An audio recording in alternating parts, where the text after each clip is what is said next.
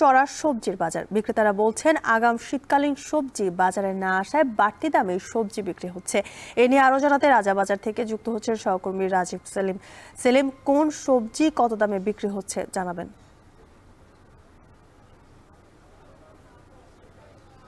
যথিকা, বগুড়ার হাট বাজারগুলোতে বিগত বছরগুলোতে ঠিক এই সময়ে যে পরিমাণ সবজি বাজারে পাওয়া গেছে, এই বছর কিন্তু তার অর্ধেকেরও অনেক কম সবজি রয়েছে। এর কারণ হচ্ছে বৈরী আবহাওয়ার কারণে কিন্তু সবজি যে গাছ সেগুলো নষ্ট হয়ে গেছে। সবজির চারা রোপণ করার পরপরই অতি বৃষ্টিপাতের কারণে সেই চারাগুলো নষ্ট হয়ে গেছে। আপনি জানেন যে এই বছর ভারী বৃষ্টিপাত হয়েছে বিগত বছরগুলোর চেয়ে।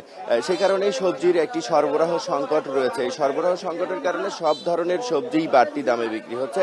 আমরা বিগত বছরগুলোতে ঠিক এই সময়ে দেখেছি শীতকালীন সবজি, ফুলকপি, বাঁধাকপি, শিম সহ বিভিন্ন শীতকালীন সবজিতে বাজার ভরপুর থেকেছে। তবে আজকের বাজারে আমরা এসে দেখেছি শুধুমাত্র শিম, বাঁধাকপি এবং বেগুন, সামান্য কয়েকটি সবজি ছাড়া কিন্তু শীতকালীন সবজিতে যে ভরপুর হয়ে ওঠে বাজার, তা কিন্তু হয়নি।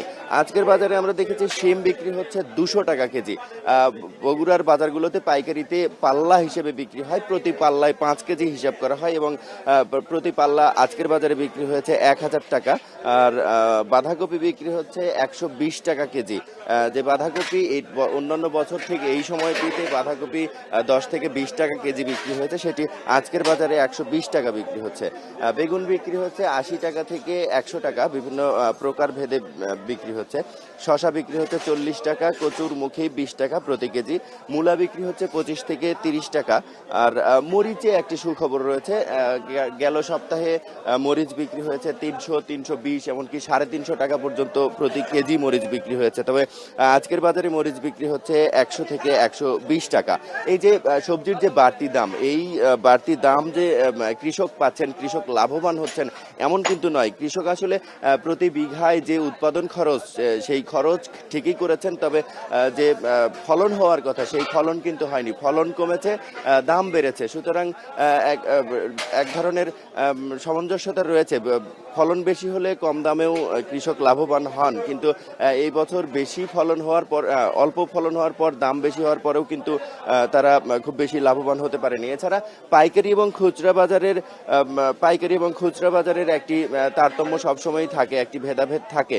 আর এই যে পাইকারি বাজার, এই পাইকারি বাজারে যে দামে বিক্রি হয় তার চেয়ে কিন্তু দ্বিগুণ, কোনো কোনো সবজি 3 গুণ দামে বিক্রি হয়ে থাকে। এই সবজির যে একটি সিন্ডিকেট বলছেন ক্রেতারা, তারা বলছেন যে এই যে পাইকারি বাজারের চেয়ে খুচরা বাজারে দ্বিগুণ দাম থাকে, এটি তদারকি করা প্রয়োজন এবং সেই তদারকির মাধ্যমে সবজির বাজার কমানো প্রয়োজন মনে করছেন ক্রেতারা। এই ছিল আমার কাছে বগুড়ার রাজাবাজার থেকে সবজির দরদামের সবশেষ খবর। যথিকা। বগুড়া থেকে সবজি বাজারের খবর জানাচ্ছিলেন সহকর্মী রাজীব সেলিম।